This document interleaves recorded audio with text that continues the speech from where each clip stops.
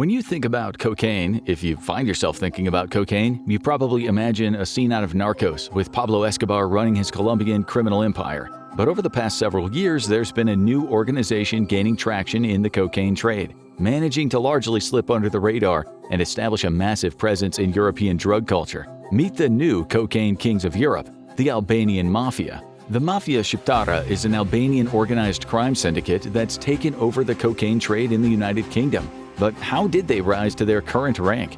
By changing the business model and launching a complete overhaul to the approach of buying and selling cocaine. Prior to the Albanian rise to power, the international importers of cocaine into the UK worked separately from the gangs selling it on the streets. The Albanian Mafia cut out the middlemen and began to open a direct line of communication with the Colombian cartels controlling the production of the drug, arranging their own shipments directly from South America.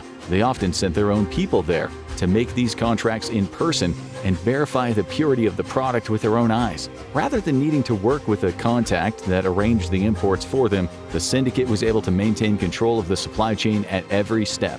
According to reports from The Guardian, the Albanians were purchasing cocaine from the Colombian cartels at a rate of somewhere between 4,000 and 5,500 pounds sterling per kilo. That's around $7,000. At about that same time, their rivals were paying Dutch wholesalers over $20,000 per kilo. With their new business strategy, the Albanian syndicate was able to sell cheaper cocaine that was also higher in quality. This change in the industry pushed the cost of cocaine in the UK to its lowest price since the 1990s, and increased purity as well. As Tony Saggers, former head of drugs threat and intelligence at the National Crime Agency put it, what they have done very intelligently is say, okay, we've got these margins to play with, and we're going to give a good slice of that to the customer. But the business model wasn't perfect, at least not yet. In order to pull it off, the Albanian Mafia would need control of European ports. The best way to do that would be an alliance with the 'Ndrangheta, one of the most globally powerful Italian mafias and the force behind most of the cocaine trade in mainland Europe. Though the details are somewhat obscured, it appeared that they pulled off the alliance that they needed. According to Saggers, there's a strong Italian organized mafia link with the Albanians now. Albanians are working with them, not in competition with them. Plus, historically, the Italians have good contacts in Latin America. The primary ports linked to the Albanian Mafia are Rotterdam in the Netherlands, which is Europe's largest seaport, and Antwerp in Belgium, which connects to the Thames port of Tilbury and allows for easy transport to the UK. This is not to say that the operation always works flawlessly. In 2017, Claudian Kopia, who was responsible for a £60 million cocaine import syndicate, was arrested after a shipment was intercepted in Kent. Still, it's impossible to deny the success of the Albanian Mafia when it comes to the cocaine trade. As of 2019, Liverpool was the only part of England where Albanian-sourced cocaine was not being regularly sold. Saggers attributed some of this success to the Albanian culture itself. They're quite charismatic and known to prioritize relationship building rather than competitive feuds. Also, when you come from a country where there's been conflict and you have a reputation for ruthlessness, the charisma is underlined with an element of, actually, we do need to get on with these people. Though the Albanian organized crime world has close ties with the Italian Mafia, the Albanian groups are not structured in the same strict hierarchical way that one might associate with organized crime. According to a Vice report, the Albanian Mafia operates on a more regional level, with smaller networks popping up around an area or a family unit.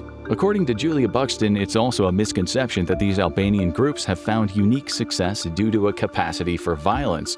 She told Vice it's more the capacity for entrepreneurship, a willingness of mobility, a capacity to move around globally. However, earning a reputation for being especially violent can be useful, and some arms of the Albanian organized crime world have leaned into that reputation. For example, the Hellbanians, a gang consisting of street drug dealers, is especially known for its violence and excess. They make it no secret, showing off their guns and gold Rolex watches in their social media posts, even making a rap music video where they brag about their ruthlessness and wealth. They operate in a deeply unsubtle way, exemplified by cases such as that of Tristan Aslani. Aslani was a Hellbanians member who crashed his car into a shop during a police chase in 2016 with a suitcase full of cocaine in the vehicle and another 21 kilograms of it at home, along with an illegal machine pistol and a silencer. Make no mistake, though the Hellbanians may be on the louder side, they are not the ones who hold the power in the Albanian crime world. The old guard of the Albanian organized crime world bristles at this ostentatious activity, preferring to stay in the shadows and make their profits without attracting too much attention.